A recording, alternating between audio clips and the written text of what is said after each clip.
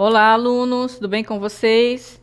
Sou a professora Sheila Rodrigues, do componente de Língua Portuguesa. Vamos conhecer a nossa aula de hoje? Temos a aula de número 33. O objeto de conhecimento é conhecimento sobre os elementos constituintes da poesia e prosa nas diferentes linguagens. A apreciação crítica de livros, filmes, discos, canções, espetáculos teatrais e danças, exposições, etc. Por meio de resenhas, vlogs, podcasts, fanzines, exines, playlists comentadas, etc. E o detalhamento: produção e apresentação de crítica das produções artísticas e literárias nas diferentes linguagens e meios de divulgação, nos diversos campos de atuação social e nas mídias, dentro de princípios e valores fundamentados na democracia, na igualdade e nos direitos humanos. Esse é o assunto que nós iremos estudar. Seguimos para a nossa aula.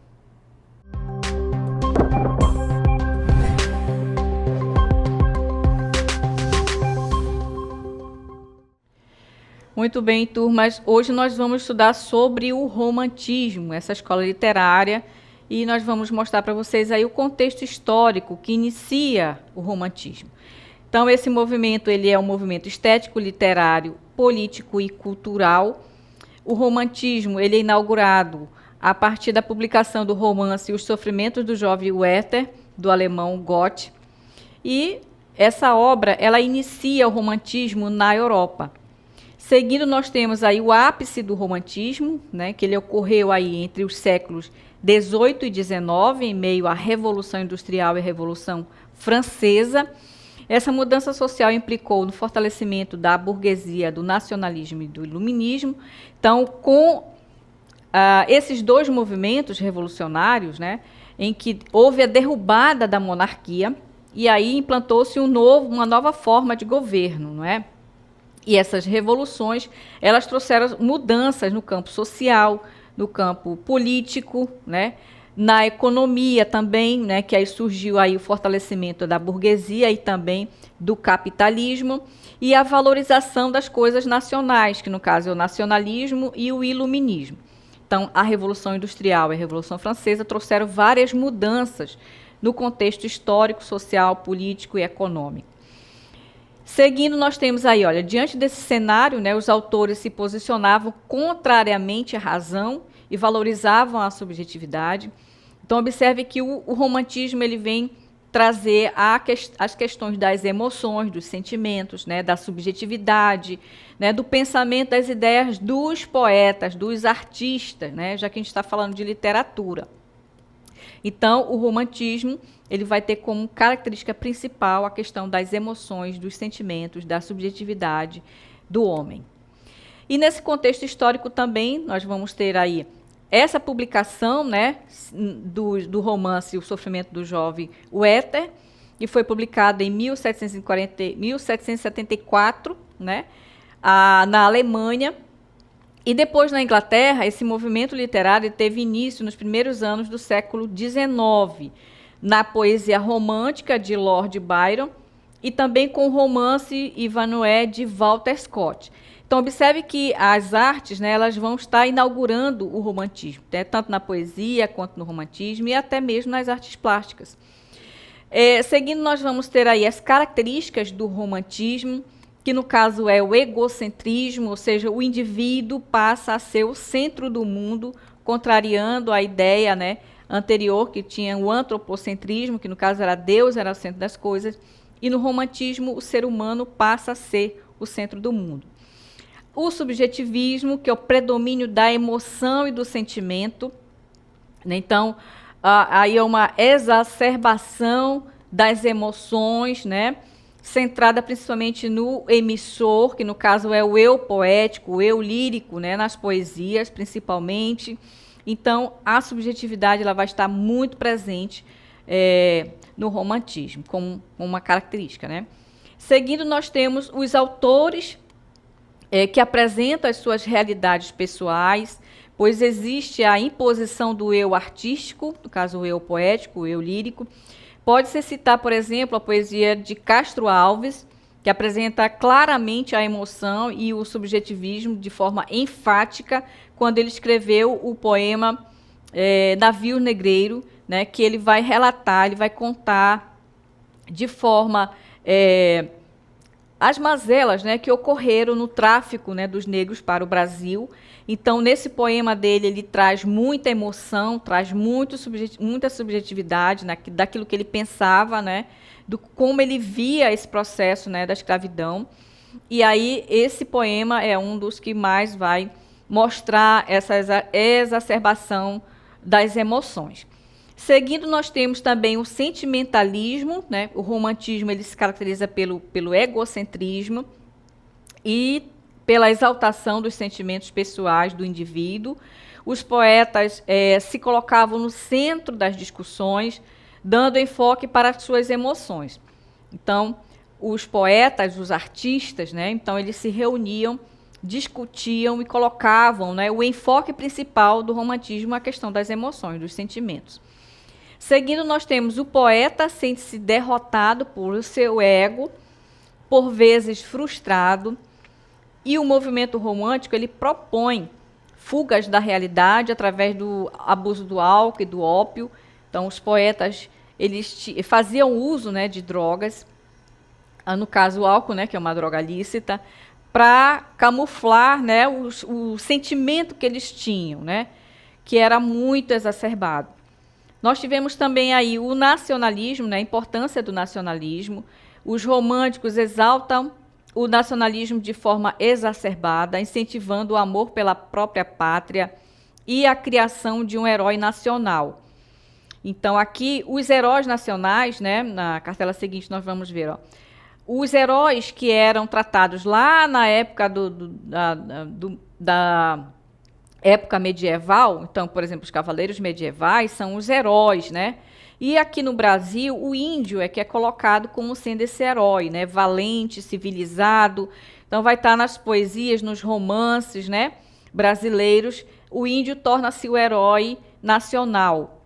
A natureza também é um outro elemento que é bastante exaltada dentro do nacionalismo, do romantismo, né? Então, no Brasil, por exemplo, nós vamos ter várias obras que vão tratar com exacerbação e exaltação a natureza, né? E os autores apresentam as suas realidades pessoais, né? Pois existe a imposição do eu artístico e podemos citar, por exemplo, a poesia de Castro Alves, que apresenta claramente a emoção e a subjetividade de forma enfática. Então, nessa época, né, surgiu a corrente e foi contada como revolucionária, pois rompia com os padrões tradicionais de escrita e arte.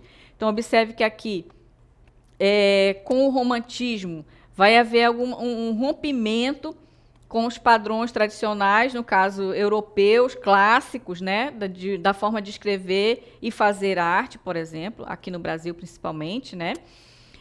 Além disso, era oposta à forma artística do neoclassicismo, a escola artística anterior ao seu aparecimento.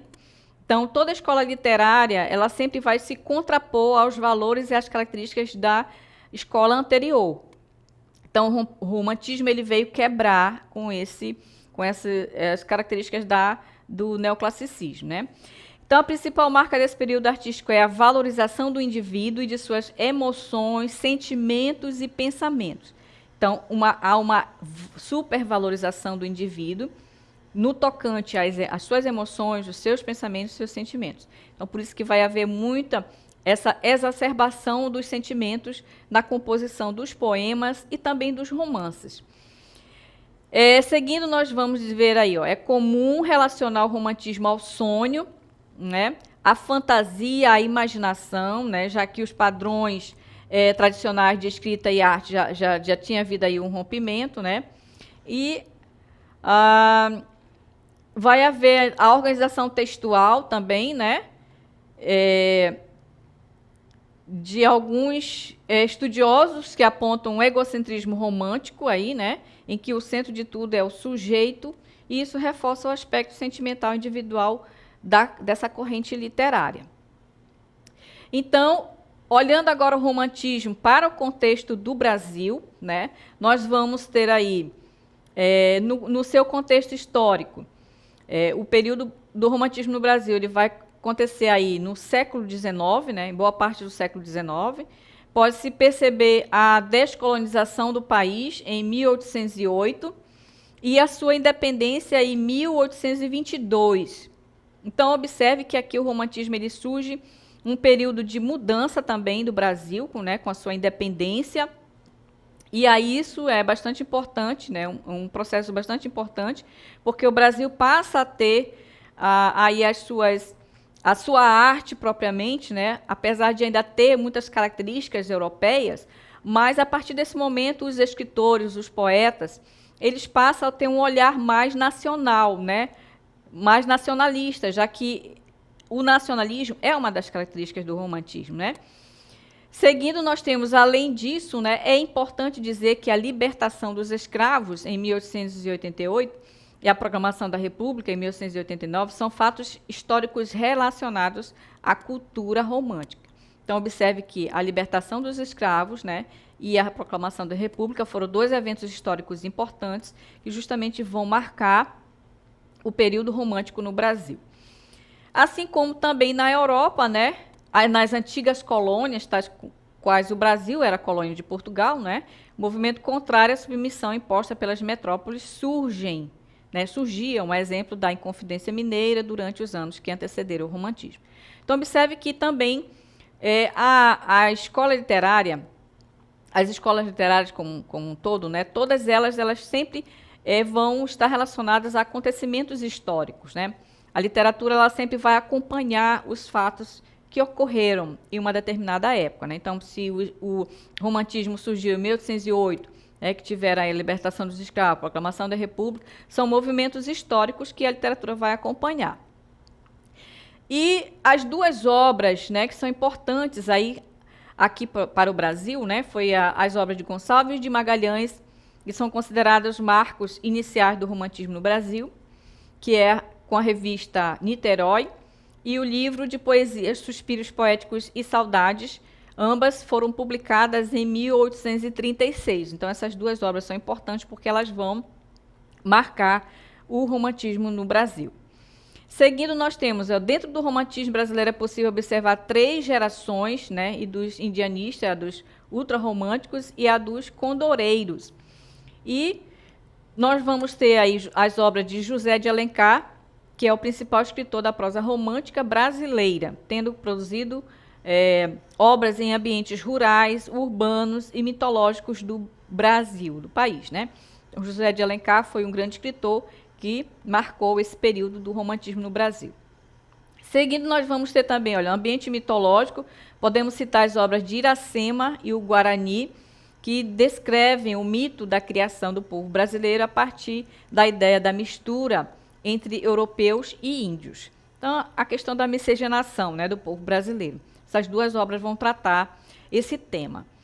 Na primeira geração romântica, nós vamos ter a poesia indianista, né, que é considerada a mais importante para a formação da identidade brasileira, com tendência ao ufanismo, e a geração nacionalista ou indianista. As obras dessa geração eram marcadas pela exaltação da natureza e o medievalismo. Então, observe que aí temos também algumas características ainda da época medieval, como no caso o herói, que na figura do índio é consolidada nas obras de José de Alencar, inclusive, né? E aí o índio, né, é essa figura que vai representar a questão nacionalista, né, do Brasil. E a exaltação da natureza também, e a figura, né, do índio, que acabou por criar a expressão indianista. Os principais autores desse período foram Gonçalves Dias, Gonçalves de Magalhães e Araújo Porto Alegre. Esses são os 3 principais. Então, no Brasil, o romantismo predominou no que se refere à poesia em 3 vertentes diferentes. Nós vamos ter a prosa, separada em 4 tipos: a prosa urbana, né, com enredo no Rio de Janeiro; a regionalista, né, que o espaço narrativo é o interior do país; a histórica, de ficção atrelada a um fato histórico; e também a indianista, em que o índio ele é consagrado o herói nacional. Na poesia também nós vamos ter aí o romance, né, o teatro, que procuraram revelar os valores de diferentes aspectos do país, e do homem brasileiro, os sentimentos de amor à pátria, que era uma das características, né, do romantismo, de grandeza do território brasileiro e da beleza e majestade da natureza. E o que nós podemos dizer que caracteriza a geração romântica? Vai predominar na primeira geração romântica o nacionalismo, o patriotismo, né, através da descoberta de aspectos característicos da paisagem local, e o nacional tropical, em que se realça o típico, né, o exótico, a beleza natural, exuberante, né, que o Brasil sempre teve, em oposição à paisagem e natureza europeias. Então, ou seja, faz um contraste aí, né, com os valores da beleza da Europa com a beleza exótica do Brasil. O índio ele é encarado como elemento formador do povo brasileiro, como nas obras de Gonçalves Dias e Gonçalves de Magalhães. Há também forte religiosidade, oficialmente católica, né, que identifica as possibilidades da poesia romântica com o sentimento cristão. Aí a influência ainda lá dos jesuítas, né?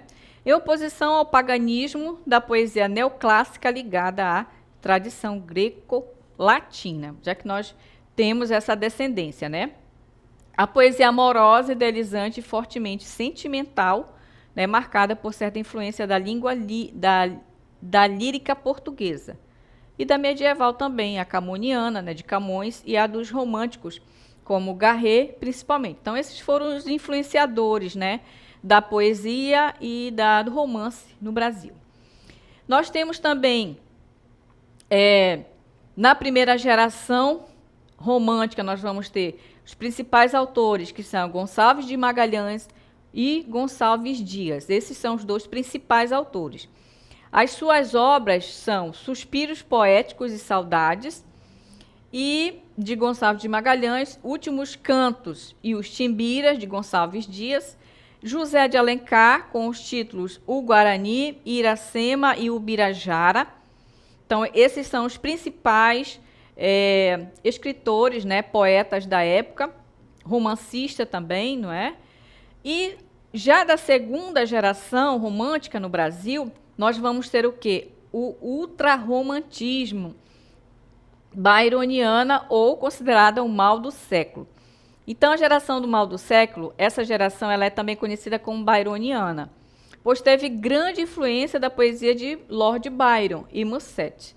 As obras apresentam uma carga grande de egocentrismo, né, que é o homem no centro de tudo, o negativismo, o pessimismo e a desilusão. E como principal característica é a busca pela fuga da realidade, ou seja, a realidade era tão sofrida que eles buscavam, né, ter essa fuga para fugir daquela realidade dolorosa, né? Então, os principais poetas dessa geração foram Álvares de Azevedo, Casimiro de Abreu, Junqueira Freire e Fagundes Varela. Isso já na segunda geração. A temática da segunda geração romântica, nós vamos ter o amor e a morte, né? Como vocês podem constatar, em que a segunda geração se diferencia da anterior, né? Seguindo aí, a maioria das características da geração anterior geral permanece, né? Porém, o que acontece? Os poetas, eles assumem agora um extremo subjetivismo, passando a ser a imitação, né, de outros poetas europeus. Observe que também eles têm uma influência de Lord Byron, do inglês Alfred Musset, né, do francês, no caso, especialmente, centrado numa temática de amor e morte, dúvida, ironia, entusiasmo e tédio. Então, os poetas do Brasil, eles tiveram influência, né, desses escritores europeus. Então, a evasão e o sonho, principalmente, né, que caracterizam o egotismo dessa geração, ou seja, o culto ao eu. O eu sempre vai estar em primeiro lugar, né? E a subjetividade, que é o quê? Os sentimentos, os pensamentos do poeta, do escritor, né? Com tendência para o devaneio, o erotismo, né, difuso, obsessivo também, né? A melancolia, o tédio, o namoro com a imagem da morte, depressão, autoironia e masoquista. Então, aqui os poetas eles tinham muito essa questão desse sentimentalismo exacerbado, eles acabaram, muitos poetas morreram muito cedo, né? Devido a esse pessimismo exagerado que eles sofriam, né? Então, aqui, da segunda geração, né, romântica, nós vamos ter um poema, né, que é de Casimiro de Abreu, chamado Meus 8 Anos, que é o tema do poema, né? Então, ele escreve esse poema contando a saudade, né, que ele tinha da época que ele era criança. Então ele diz: ó, que saudade que tenho da aurora da minha vida, da minha infância querida que os anos não trazem mais. Que amor, que sonhos, que flores, naquelas tardes fagueiras, à sombra das bananeiras, debaixo dos laranjais. Então observe que aqui, né, como são belos. Ele continua, né, falando da saudade que ele tinha, né, da inocência dele, do lugar onde ele estava, né? Então ele romantizava o lugar onde ele viveu quando ele era criança, né? Então isso mostra que ele volta à sua infância, que foi um momento muito bom para ele, né? E que ele sente saudade, que no caso o saudosismo, né, também é um elemento que vai relembrar o romantismo. E esse sentimento dele voltar para a infância significa que a infância foi algo muito bom para ele, né? Já que a vida adulta trouxe-lhe sofrimento. Então, esse foi um dos poemas importantes da segunda geração. Na terceira geração romântica, nós vamos ter aí a Condoreira, também conhecida como geração hugoana, pois teve influência do poeta Vitor Hugo, né, que falava sobre a política e a sociedade. Castro Alves também foi um dos principais representantes dessa geração, juntamente com Tobias Barreto e Souza Andrade. Então, Castro Alves foi um ícone nessa época, né, do romance da terceira geração, chamada Condoreira. E então, o nome peculiar desse período do romantismo se deve, né, a um pássaro chamado condor, né? Então, esse pássaro ele representa o que? A liberdade, né? Que representava a liberdade. Por isso que a última geração romântica é a mais socialmente engajada.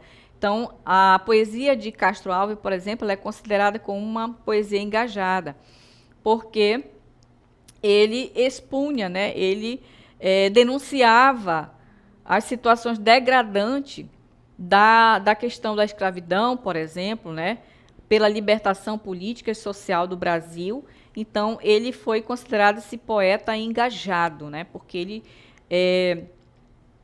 ideava, né, a lutar por mais importante, e ele apoiava esse ideal abolicionista, né? Porque já que o Brasil, fazia pouco tempo em que o Brasil tinha sido independente, né? E também com a libertação dos escravos, isso também foi um período marcante durante o romantismo.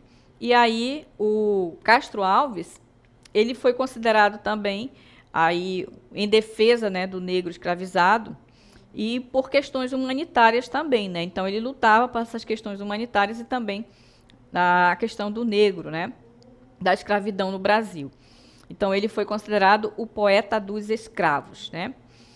E aí, já no final, né, da década de 60, ele expressa aí a crise do Brasil puramente rural e lento, né? Mas firmemente o crescimento aí da cultura urbana, dos ideais democráticos, já que o Brasil já estava já era independente, né? E despontar de uma repulsa pela moral do senhor servo, que poluía as fontes da vida familiar e social do Brasil e Império. Ainda nesse contexto, nós vamos ter aí os ideais abolicionistas, né? Que, no caso, a progressão, né, são o fundo ideológico da sua poesia, e faz um eloquente e grandiloquente oratória, né? Castro Alves também faz-se aí a questão da liberdade, renovando o tema amoroso também, e liberando das emoções do pecado e da culpa. Muito bem, então, Castro Alves foi um símbolo, né, um ícone importante do período da terceira geração romântica do Brasil. Então, agora a gente vai ver a poesia dele chamada Navio Negreiro, né, em que ele denuncia a escravidão, a forma como o tráfico, né, negreiro era feito. Então, vocês vão acompanhar a leitura do poema e depois a gente retorna. Navio negreiro Castro Alves. Era um sonho dantesco tombadilho, que das luzernas avermelha o brilho em sangue a se banhar. Tinir de ferros, estalar de açoites, legiões de homens negros como a noite, horrendos a dançar. Negras mulheres suspendendo as tetas, magras crianças cujas bocas pretas regam o sangue das mães. Outras moças, mas nuas e espantadas, no turbilhão de espectros arrastadas em ânsia e mágoas vãs. E ri-se a orquestra irônica e estridente, e da ronda fantástica a serpente faz doudas espirais. Se o velho arqueja, se no chão resvala, ouvem-se gritos, o chicote estala e voam mais e mais, presas nos elos de uma só cadeia. A multidão faminta cambaleia e chora e dança ali. Um de raiva delira, outro enlouquece, outro que martírios embrutece, cantando, geme e ria. No entanto, o capitão manda a manobra, e após fitando o céu que se desdobra tão puro sobre o mar, diz do fumo entre os densos nevoeiros: vibra e rige o chicote, marinheiros, fazei-os mais dançar. E ri-se a orquestra irônica estridente, e da ronda fantástica a serpente faz doudas espirais. Qual um sonho dantesco, as sombras voam. Gritos, ais, maldições, preces ressoam. E ri-se Satanás. Senhor Deus dos desgraçados, dizei-me vós, Senhor Deus, se é loucura, se é verdade, tanto horror perante os céus. Ó mar, porque não apagas com esponja de tuas vagas, de teu manto este borrão? Astros, noites, tempestades, rolai das imensidades, varrei os mares, tufão. Quem são estes desgraçados que não encontram em vós mais que o rir calmo da turba que excita a fúria do algoz? Quem são? Se a estrela se cala, se a vaga à pressa resvala, como um cúmplice fugaz perante a noite confusa, dize-o tu, severa musa, musa libérrima, audaz.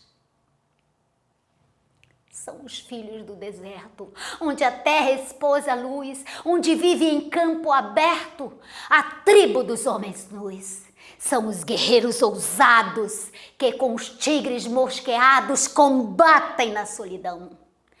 Ontem simples, fortes, bravos, hoje míseros escravos, sem luz, sem ar, sem razão. Muito bem. Sentiram a emoção com que Castro Alves, né, relatava no seu poema a miséria, né, dos escravos, né, dessa fase tão dolorosa que o Brasil passou, né? Então, esse poema, ele apresenta aí um recorte, né, do cenário de um navio negreiro que traziam os negros para o Brasil, né? As imagens, elas são chocantes e constatam as más condições de vida que corriam nesses locais. Então, percebam que o poema, ele consegue descrever essas más condições de vida, né? Os versos do poema ainda apontam sinais de violência física e agonias predominantes. E Castro Alves escreveu outros textos importantes, né, como Espumas Flutuantes e Os Escravos. Mas o que mais marcou Castro Alves foi Navio Negreiros. Então, essa foi a nossa aula. Espero que vocês tenham entendido e até uma próxima.